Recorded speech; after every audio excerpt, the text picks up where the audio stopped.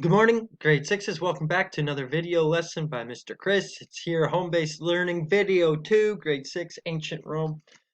We are going to start kind of where we left off with the continuation of Rome in history. So, as you know, Rome is in Italy. Italy is on a peninsula called the Italian Peninsula. It looks like a boot. So whenever I refer to the boot of Italy, I want you to look in the corner and you'll see that's the map of Italy. It looks kind of like a boot kicking the island of Sicily right out into the ocean.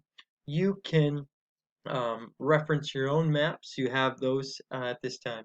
It'll be helpful. So, Rome begins, right? They just knocked out their rule of the Etruscan kings, and now they are an established republic. But it wasn't always smooth sailing. It wasn't just become a republic and then become great right away.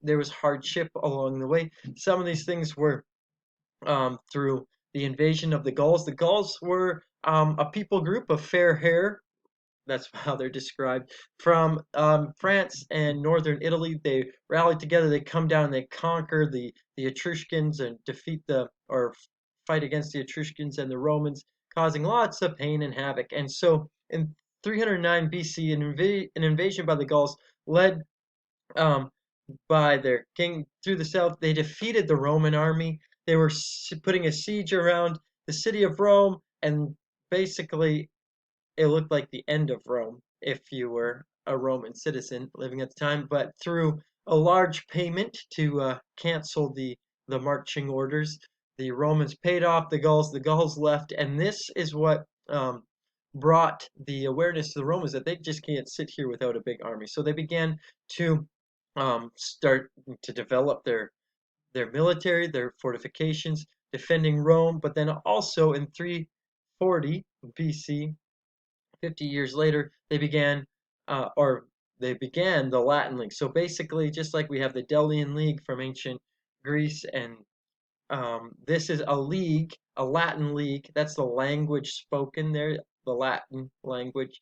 Um, that league is the Etruscans, the Romans, the people in the area. They sign a truce, basically. They become allies. However, Rome is growing too powerfully, so the the Latin League attacks Rome, but Rome, okay, defeats them. And so Rome defeats the Latin League, which kind of gets everyone into a tizzy. And so Rome renegotiates all of the treaties with the other kingdoms and the kings that were a part of it individually. Instead of it being a group where every king comes to the table and they say, this is what we want from this, it was one on one. And so now Rome is the one in a treaty with all of these places. They all send soldiers to Rome. Essentially, they're all part of the Roman Empire at this time. So Rome is expanding quickly. The problem was wars often lasted 6 months. Okay, and so as they're going, there's less farmland, things like that. People are getting hungry, so they're expanding to gain resources as well. So in 280 BC, only a few Greeks left on the bottom. So after about, what is that, 60 years of expansion, growing. Um, they have almost the entire Greek peninsula. You can see that up here, except for a few at the very bottom near Sicily. These are Greek colonies. These are places that were expanded by the Greeks. They started these communities. They look a lot like Greek cities, Athens, and so they're thriving. They're scared though. So these Greeks are worried and they say, "Hey, we need help." So they call up the guy they think can do the best job, right? A relative to Alexander the Great. His name is Pyrrhus. Pyrrhus, okay, pretty ambitious. He takes an army of 25,000 men, 20 elephants. Elephants um, were unknown to the Italians at the time, or the people, the Romans living in on the peninsula of Italy. And so they came in like an unknown weapon, almost like a tank in the middle of the Civil War. And so um, used to bring two victories to the Greeks, 25,000 men. They tried to make an alliance with, as Pythias comes in, he wins the first two battles, almost destroys the Roman army again. The tries to make allies with the Latin League, the other kingdoms around them, and they say no. And so what happens when you're farming or while you're living in another land, the if you don't have allies, you don't get food. Okay, your army can't grow. There's no soldiers coming back who are going to be um, fresh, maybe home, maybe just trained. Whereas the Romans, they go back and they get more soldiers to keep coming. Whereas if you're the Greeks, you're stuck with what you got. 25,000 men, 20 elephants.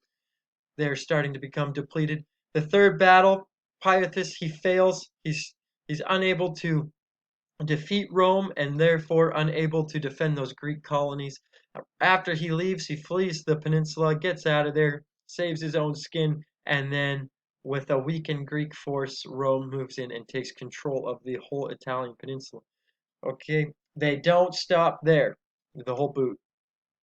Um, in the year 264, so 16 years after Pyathus comes and is eventually defeated, there's a new power or rivalry going on between Rome and Carthage. Carthage is another place. It's a Greek colony, very powerful, lots of trading. They do everything along the Mediterranean Sea, and they are very wealthy, and they have a lot of grain, a lot of food, different things like that. So they become um, rivals for trade, rivals for war, rivals for territory, and so this eventually leads to three major wars fought between them. They're known as the First, Second, and Third Punic Wars. The first of the Punic Wars was fought over Sicily. Sicily is that little island right off the boot, right here, if you can see my mouse. Okay, that is Sicily. It is known for its farming, harvest of wheat, and farming communities. So Carthage has, however, a strong navy. They are powerful, strong Roman soldiers. The first battle is fought on land. Okay, it's fought for 4 years. It was a ship. The Rome had strong soldiers, so they were fighting for the land of Sicily. Sicily was eventually captured by the Romans and made into a colony, the first Roman province, and so they're sending grain back to the city of Rome, which eventually leads to another problem, which we're going to talk about later, of cheap food and farmers in Rome not being able to keep up. But I need to keep going here. First battle was fought mostly on land, didn't need much of a strong navy, so Rome was okay there. However, um, seems to always be learning from the past.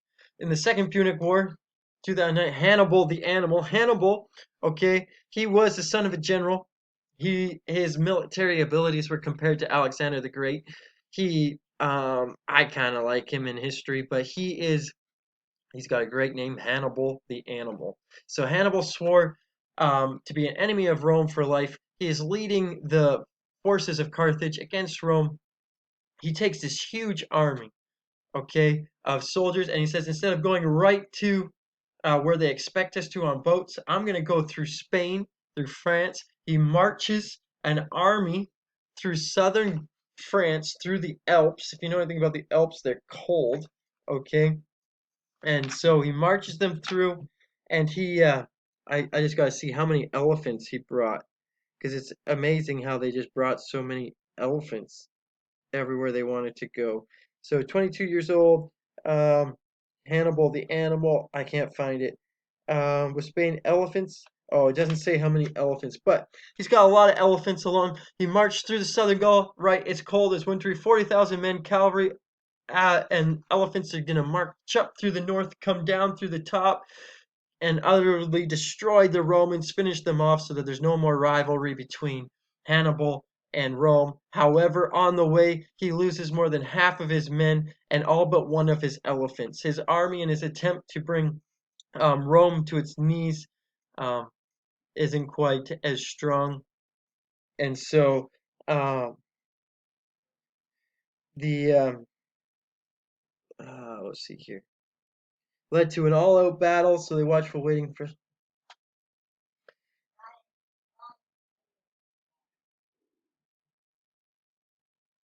Oh, sorry. And so they begin this battle during. I'm on the wrong one.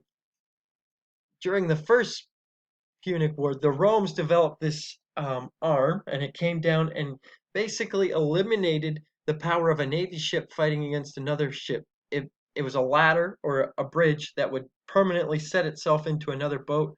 Then soldiers could run across, and you're basically having a land battle just on boats in the middle of the ocean. Rome did a good job of that. Sorry, I missed that point. Carthage, okay. Hannibal was defeated, and everybody in Carthage was mad at him. The Third Punic War, 50 years later, both sides regained their strength. However, Carthage was getting scared of Rome and their power, so they moved the city of Carthage away from the ocean. This ultimately hindered any economic growth that they could have had through trade. And so Rome lands, they set a siege against the city. Eventually, the city falls, they defeat it, they destroy every stone, and they say they made all the land of Carthage unfarmable by putting salt in it. Um, which who knows if that's true. But Carthage then becomes a province of Rome. So the expansion of Rome continues, and we will see you again next week.